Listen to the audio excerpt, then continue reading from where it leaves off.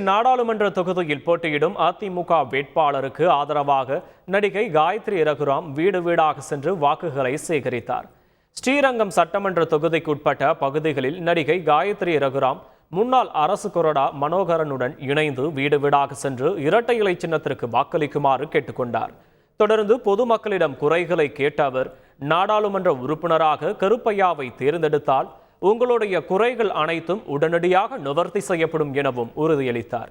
குறிப்பாக அடிப்படை வசதிகள் மட்டுமல்லாது ஸ்ரீரங்கம் பகுதியில் உள்ள அனைத்து பிரச்சனைகளுக்கும் தீர்வு காண இரட்டை இலை சின்னத்திற்கு வாக்களிக்குமாறு அவர் கேட்டுக்கொண்டார். கருப்பையா அவர்கள் அம்மாவின் சின்னமான இரட்டை இலை சின்னத்திலே தனக்கு ஒரு வாய்ப்பு தாருங்கள்.